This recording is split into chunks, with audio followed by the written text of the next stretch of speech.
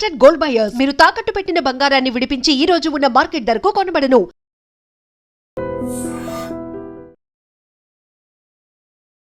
నమస్కారం, welcome to I dream. ధర్మ మార్గం విత్ విజిత కార్యక్రమానికి స్వాగతం.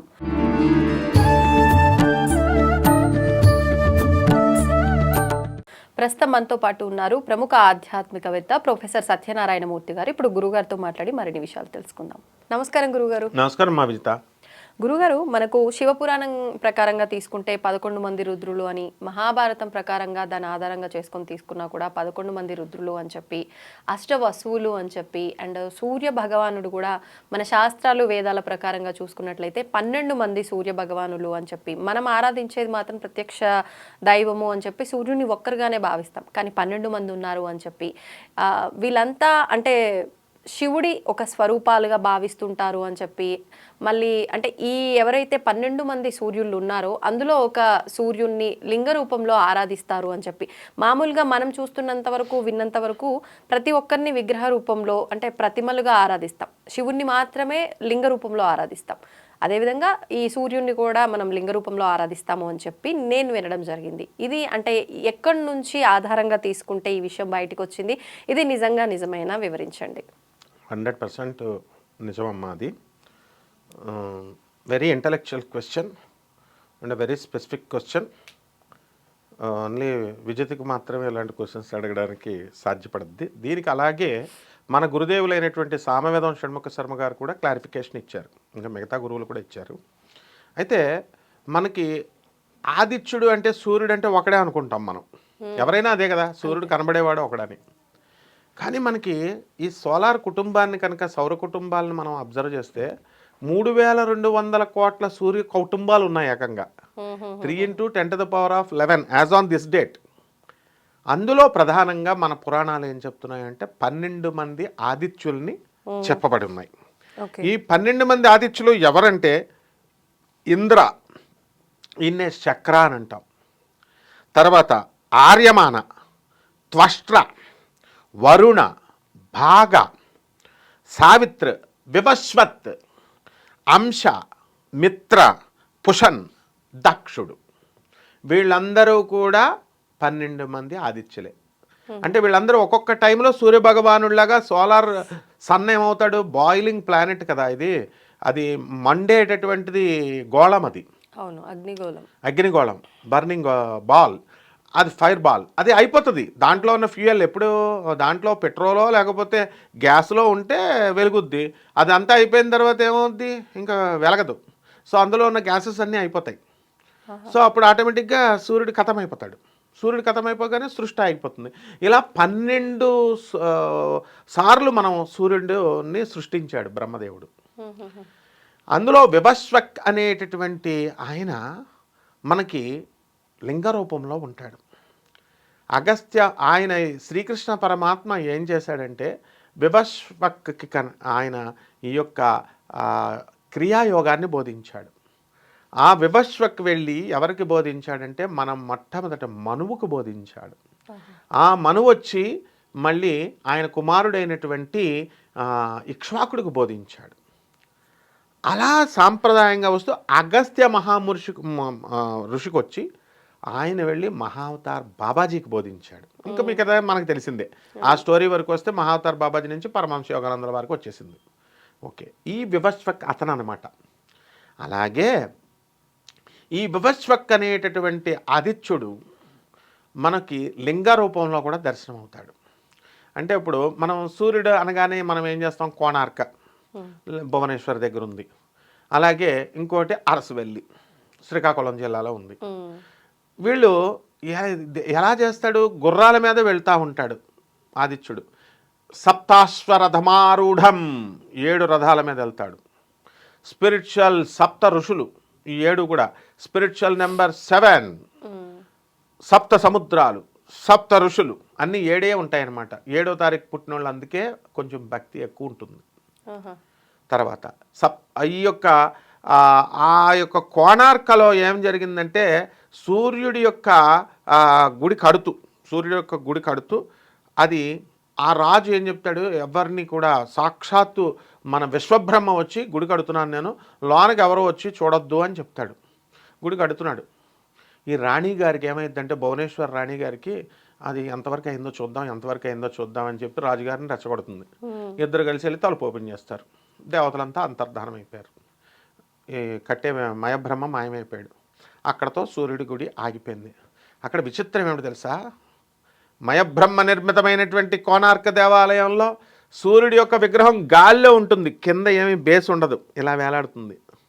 That is the power of Konark temple.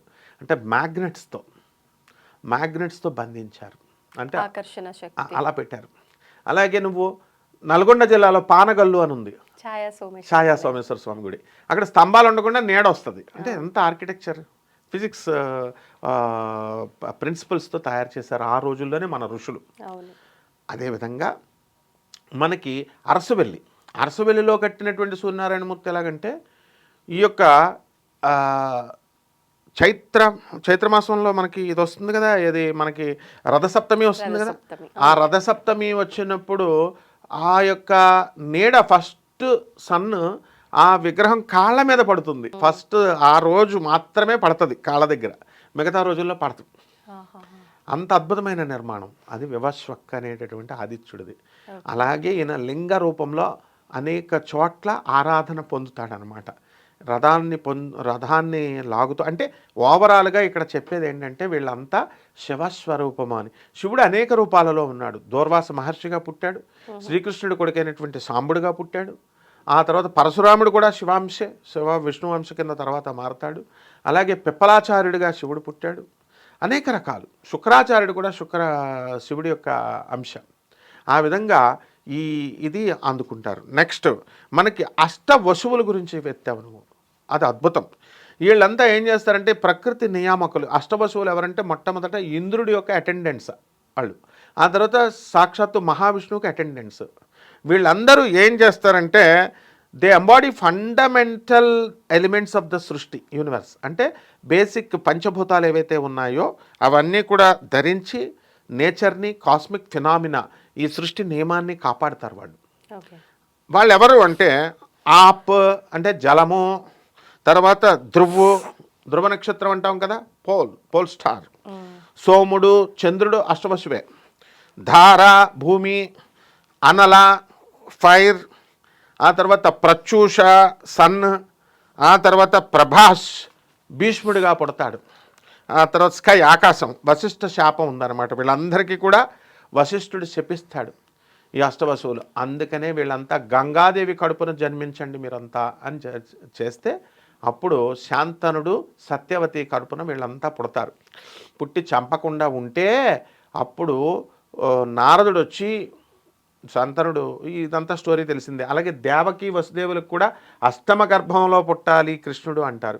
ఆ మొట్టమొదట 7 అందరూ కూడా వీళ్ళు పుట్టినటువంటి వాళ్ళు అష్టవశువులే. వీళ్ళు పుట్టాలా చనిపోవాలా. అందువలన ఈ యొక్క అష్టవశువులంతా కూడా ప్రభాస్ అంటే భీష్ముడు ప్రభాస్ అనేటటువంటి అష్టవశువుగా పుట్టాడనమాట. బ్రహ్మచారిగా ఉంటాడు ఆయన. అలా దానికి తగ్గట్టుగానే మన హీరో ప్రభాస్ కూడా పెళ్లి చేసుకోవట్లేదు అని మరి చేసుకుంటే రూల్ని బ్రేక్ చేసినట్టు. ఆయన కూడా అష్టవశువే, ఎందుకంటే కంపల్సరీ ఆయనకి బ్రహ్మాండంగా మనకి మంచి కీర్తి ప్రతిష్టలు వస్తున్నాయి. భీష్ముడు ఆయన. అలాగే శివపురాణం ప్రకారం మనకి 11 మంది ఏకాదశ రుద్రాభిషేకం అంటాం. ఆయన కపాళి, పింగళ, భీమ, విరూపాక్ష, విలోహిత, శాస్త్ర, అజపాద, అహిర్బుజ్ఞ, శంభ, ఛాంద్, భావ. ఈ 11 కూడా ఏంటంటే 10 మన యొక్క ఆర్గన్స్, మనకి 10 ఆర్గన్స్ ఉన్నాయి, అవయవాలు, ప్లస్ లోన ఆత్మ కానీ మైండ్ కానీ, ఇవి కలిపితే ఏకాదశ రుద్రులు అంటారు. అందుకని చచ్చిపోయేటప్పుడు మనం బాధపడతా ఉంటాం కదా, ఆ యొక్క బాధను పోగొట్టేటటువంటి ఈ యొక్క వీళ్ళు ఏకాదశ రుద్రులు బాధను పోగొడతారనమాట. ఆత్మను మళ్ళీ పునర్జన్మనిస్తారు, మోక్షాన్ని ఇస్తారు. ఇది శివపురాణంలో చెప్పబడినాయి. కొంచెం స్వల్ప పేర్లు చేంజ్ అవుతాయి మహాభారతంలో. దాంట్లో ఏంటంటే అజ ఏకపాద, అహిర్బుజ్ఞ, త్వస్థ, రుద్ర, హర, శంభు, త్యలుక, అపరాజిత, ఈశాన, త్రిభువన. వీళ్లతో మొత్తం 11 ఏకాదశ రుద్రులు, అష్టవశువులు, తర్వాత మన యొక్క ద్వాదశ ఆదిత్యులు మొత్తం చెప్పబడి ఉంది. ఇప్పుడు ప్రస్తుతం మనం ఏం చెప్తున్నాం, వైవస్వతమన్వంతరే కలియుగే ప్రథమపాదే జంబూద్వీపే భరతవర్షే భరతఖండే మేరోహ దక్షిణ దిగ్భాగే శ్రీశైలస్య ఈశాన్య ప్రదేశే కృష్ణా గోదావర్యోహ మధ్యప్రదేశ్ అని చెప్పుకుంటున్నాం కదా. ఇప్పుడు చెప్పేటటువంటి ఆదిత్యుడు, ఈయన పేరేంటి? ఆదిత్యుడు, ఇప్పుడు వచ్చినటువంటి సూర్యభగవానుడు. కాబట్టి ఈ విధంగా వాళ్ళు చేంజ్ అవుతూ ఉంటారు. ఇంద్రుడి పదవులు కూడా మారతాయి. ఇప్పుడు మన బలిచక్రవర్తి ఉన్నాడు కదా, భూమికి తొక్కేశాడు కదా, మన దానవీర సూర కర్ణ టైప్ అనమాట మనవాడు బలిచక్రవర్తి. మన శ్రీ మహావిష్ణువు వచ్చాడు, వామనావతారంలో వచ్చాడు, తొక్కేశాడు. ఆ స్టోరీ అందరికీ తెలుసు. ఆయనకి ఏం వరం ఇచ్చాడు మన మహావిష్ణువు? నువ్వు నెక్స్ట్ వచ్చేటటువంటి మన్వంతరంలో నువ్వేమైపోతావు? ప్రహ్లాదుడి మనవడవు కాబట్టి ఇంద్రుడి అయిపోతావు అని ఇచ్చాడు. అలాగే మన ఆంజనేయ స్వామి వారికి ఏమి ఇచ్చాడు వరం? శ్రీరామచంద్రుడు నవమ బ్రహ్మ, 9వ బ్రహ్మ అయిపోతావు అన్నారు. కాబట్టి ఎవరైతే శ్రీ మహావిష్ణువు వరాలు ఇచ్చాడు కాబట్టి ఈ ఏకాదశ రుద్రులే పరిపాలిస్తున్నారు కాబట్టి వైవస్వక్ అనేటటువంటి లింగ రూపంలో కూడా మనము సూర్యభగవాన్ని ఆరాధించవచ్చు. శివాయ, ఇందాక నువ్వు చెప్పినట్టుగా శివాయ విష్ణు రూపాయ శివరూపాయ విష్ణుమే అని భేదం లేకుండా ఎవరైతే చేస్తారో వాళ్ళకి మోక్షం తథ్యం. అండ్ రాబోయేటటువంటి మనువులో, రాబోయే సృష్టిలో కొన్ని కన్సెషన్స్ ఉంటాయి మనకి. ఆంజనేయ స్వామి వారి భక్తులకి, శివ భక్తులకి, విష్ణు భక్తులకి, వీళ్ళందరికీ శివుణ్ణి విష్ణువుని తేడా లేకుండా చూసేటటువంటి వాళ్ళకి వీళ్ళకి డెఫినెట్గా పోస్టులు ఉంటాయి. అండ్ ఇంకొకటి ఏంటంటే ఆఖరిగా మనకి బ్రహ్మంగారి మఠం ఉంది. బ్రహ్మంగారు కాదు, మన శ్రీశైలంలో భస్మపీఠం అని ఉంటుంది, భస్మ మఠం. అక్కడ ఒక ఆయన ఉంటాడు. ఆయన వెళితే మామూలుగా పలకరించి ఆయన అందరికీ చెప్తున్నాడు. ఏమని చెప్తున్నాడు? ఈరోజు మీరు 11 ప్రదక్షిణలు చేయండి, చేసినట్లయితే ఏంటి వస్తుంది అని వాళ్ళు అడిగారు. బ్రహ్మదేవుడి పోస్టుకి నామినేషన్ ఈరోజు ఎలక్షన్ లాగా. అవును, అది అంత ఆ కాన్ఫిడెన్స్ కరెక్ట్ అనమాట. మీరు చేసుకోండి ప్రదక్షిణాలు. ఏదో ఒక రోజున మాత్రం బ్రహ్మదేవుడి పోస్ట్ రావడం ఖాయం, నామినేషన్. అక్కడ ఉన్నటువంటి ఆ పీఠంలో ఉన్నటువంటి ఒక స్వామీజీ, ఏమిట్రా ఇతను ఎలా చెప్తున్నాడు అని అందరూ అనుకోలే. ఆయన చెప్పినట్టు చేస్తున్నారు. అయితే తప్పేమి లేదు, ఆయన పాపం అదేం చెప్పలేదు, ఆయన తిరగమన్నాడు. నామినేషన్ అంటే ప్రతిదానికి ఒక సిస్టమ్ ఉంది. ఎవరైనా బ్రహ్మ అవ్వచ్చు. ధ్రువుడికి ఇవ్వలేదా? ఇప్పుడు విష్ణుమూర్తి యొక్క తత్వం నువ్వు తెలుసుకుంటే, శివుడేమో హిరణ్యకశిపుడిగా వాడేమో వరాలు అడిగాడు. ఇంట్లో బయట నన్ను చంపకూడదు, ప్రాణం ఉన్న వస్తువులతో చంపకూడదు, రాత్రి కాకూడదు, పగల కాకూడదు, మనిషి కాకూడదు, మృగం కాకూడదు, ఇట్లా అన్నీ అడిగితే అడిగిన వాడినేమో ఆయన కండిషన్స్ పెట్టుకొని వచ్చి నరసింహ అవతారంలో వచ్చి చీల్చి పారేశాడు. అడగని వాడికేమో తీసుకెళ్ళి ధ్రువుడికేమో ద్రౌపదాన్ని ఇచ్చేశాడు. అంటే అలాగే ఎవరైతే నమ్మకంతో మనకి శివకేశవులనిద్దరినీ భేదం లేకుండా చేస్తారో అటువంటి వాళ్ళకి మనము బ్రహ్మదేవుడి పోస్టుకు కూడా ఎన్నుకోబడతాం, అందులో డౌట్ లేదు. మామూలు రాజుగా పుట్టినటువంటి చిన్న బాలుడైన ధ్రువుడు ధ్రువపదాన్ని పొందాడు. రాక్షస వంశంలో విష్ణువుకి వ్యతిరేకి అయినటువంటి ఈ యొక్క ప్రహ్లాదుడు ఏమైపోయాడు? మనకి ప్రహ్లాదుడికి చక్కటి పదవినిచ్చాడు ఆయన, ఎవరు? మన విష్ణుమూర్తి. ఆ విధంగా అందరికీ ఎవరిని తీసుకోండి, బలిచక్రవర్తిని తీసుకొచ్చి వాళ్ళ మనవడికి ఇంద్ర పదవి ఇస్తున్నాడు. మనమేం తక్కువ తిన్నాం? మనందరం కూడా మనకి అర్హత ఉంది, అది పోరాడాలి, అది శ్రీ మహావిష్ణువుని శివుడిని అడగాలి. అంతేగాని మన వాళ్ళకు వరం ఇస్తానన్నా కూడా, మా మాస్టర్ ఒకటి చెప్పేవాడు, మేము సరిగ్గా క్లాస్లో చదవకపోతుంటే, ఒరేయ్ మీరంతా పిగ్స్ రా అనేవాడు. అదేంటి సార్ అంటే, పిగ్గుకి బ్రహ్మదేవుడు వరం ఇస్తానన్నాడంట. వచ్చి వరం ఇస్తాను రా అంటే, అంత స్వర్గంలో ఏముంటుంది అని అడుగుతుంది పిగ్గు. రంభ ఋషి మెనక ఆల్ ఎవ్రీథింగ్ సినిమాలో చూపించినట్టు ఉంటుందంటే, ఓకే రెడీ అందంట. వెళ్ళిపోదాం ఇంకా అనుకునే టైంలో బురద ఉందా అని అడుగుద్ది. అక్కడ స్వర్గంలో బురద ఉండదు అనగానే, నాకొద్దు, నువ్వు ఎన్ని ఫెసిలిటీస్ ఇచ్చినా నాకొద్దు, నాకు ఈ బురద ఇష్టమని భూలోకంలోనే ఉంటాం. ఆ విధంగా మనకి సాక్షాత్తు శివుడు మహావిష్ణువు కూడా, రెండ్రానాయన మీకు ఉత్తమ గతులు ఇస్తాను, మీకు ఉత్తమ పోస్టులు ఇస్తాను, ఇంద్రుడి పోస్టులు ఇస్తాను, బ్రహ్మదేవుడి పోస్టే ఇచ్చేస్తాను రా, కానీ నా పోస్ట్ అడగండి, విష్ణుమూర్తి పోస్టు శివుడి పోస్ట్ అడగకూడదు, మిగతా పోస్టులు అన్నింటిలో పోటీ చేయొచ్చు. అండ్ ఇంద్రుడి పోస్టు కోసం టెండర్ పెట్టాలనుకుంటే, ఇంద్రుడు విశ్వామిత్రుడికి ఏం చేశాడు? మేనకని పంపాడు, వర్షాలు అగ్నులను అందరినీ పంపించేస్తాడు. కాబట్టి ఇంద్రుడికి తెలియకుండా సీక్రెట్గా మనము అష్టదిగ్బంధనం చేసుకోవాలి. మంత్రం మనం చెప్తాం చూడు, వీళ్ళంతా చెప్తారు మంత్రం చేసేటప్పుడు ఓం ఆం హృదయాయ నమః శిరాయ నమః ఏదో మంత్రగాళ్ళలాగా అష్టగం దిగ్బంధనం చేసేసానండి. మంత్రం ఇచ్చేసాను, దిగ్బంధనం చేశాను వీళ్ళు ఋషులు. మరి అలాగే మనం ఒరిజినల్గా పురాణాల్లో ఉన్నది మనం అష్టదిగ్బంధనం మనం చేసుకోవచ్చు. మా నాయన ఆదిశంకర గురుదేవ వచ్చి నాకు అష్టదిగ్బంధనం చేసి పెట్టు, నాయన వివేకానంద అంటే చేసి పెడతారు వాళ్ళు వచ్చి కృష్ణుడిని. మనం చక్కగా ఇంద్ర పదవికి తెలియకూడదు ఇంద్రుడికి అని మనం కనుక మనం సాధన తపస్సు చేస్తే ఇంద్ర పదవి మనకు వస్తుంది, బ్రహ్మదేవుడి పదమే వస్తుంది. కానీ మనం అది చేయట్లేదు కదా. మనందరం ఏం చేస్తున్నాం కలియుగంలో? నిద్ర, భయము, ఆహారము, మైథునము, ఈటింగ్ అండ్ మేటింగ్. కలియుగము ఇది చాలు నాకు, కలిపురుషుడి కబ్జాలోనే ఉంటాను, నేను దుర్యోధనుడితోనే స్నేహం చేస్తాను. అప్పుడు మన పూర్వీకులేగా కర్ణుడు వీళ్ళంతా కూడా. అడిగాడు కృష్ణుడు, కర్ణ వచ్చేయి నాయన ధర్మం వైపు, నా వైపు వచ్చాయి, పాండవుల వైపు. భీష్మ వచ్చేయమ్మా. కర్ణ ఆయన పేరేంటి ద్రోణాచార్యుడు, నిద్రపోతున్నాడు ద్రోణాచార్యుడు, కృపాచార్యుడిని వీళ్ళందరినీ పిలిచి వచ్చేయండి రా నాయన అంటే మేము రాము అన్నాం. అలాగే మనం కూడా సాక్షాత్తు అసలు కృష్ణుడు అంటే ఎవరమ్మా? కరుణారసమయుడు. మనం ఎన్ని పాపాలు చేస్తున్నా క్షమించేస్తాడు, ఏది అడిగితే అది ఇచ్చేస్తాడు. మరి అటువంటి మహానుభావుడు పిలుస్తుంటే మనం వెళ్ళట్లేదు. మనం ఏం చేస్తున్నాం కలియుగంలో? అసత్యము, అధర్మము ఇవే పట్టు కూర్చొని మనం కృష్ణుడి పార్టీలోకి రాకుండా దుర్యోధనుడి పార్టీలో, కలిపురుషుడి పార్టీలో ఉన్నాం. అలా మనం పందిలాగా, మా స్టోరీలో ఉన్న పందిలాగా. కాబట్టి అలా కాకుండా ఇప్పటికైనా మనం పద్ధతి మార్చుకొని ఈ ఏకాదశ రుద్రులకి మనం మారచ్చు. మోక్షంలో ఇచ్చాడు, ఏమనిచ్చాడు? నవవిధ మోక్షాలు ఇచ్చాడు. నవవిధ భక్తుల్లాగా సారూప్య భక్తి. సాక్షాత్తు చూడండి కృష్ణుడు దయామయుడు, ఎంత దయో చెప్తాను. పాండరీక రాజు, పౌండరీక వసుదేవుడు, ఆయన సాక్షాత్తు కృష్ణుడిలాగే వేషం వేసేసుకొని శ్రీకృష్ణుడు శంఖం చక్రం ధరిస్తున్నాడు కదా, గదా నేను కూడా చేస్తానని ఇనుము వెల్డింగ్ షాప్ ఉంటుంది కదా, వెల్డింగ్ షాపులో ఇంత పెద్ద చక్రం, సుదర్శన చక్రాన్ని తయారు చేయించి ఇక్కడ పెట్టుకుంటాడు, పెద్ద చక్రాన్ని. గద 100 కేజీల గద, కృష్ణుడు ధరించేది గదని మామూలు గద అనుకొని వెల్డింగ్ షాప్కి వెళ్ళి గద తయారు చేయించుకొని పెట్టుకున్నాడు.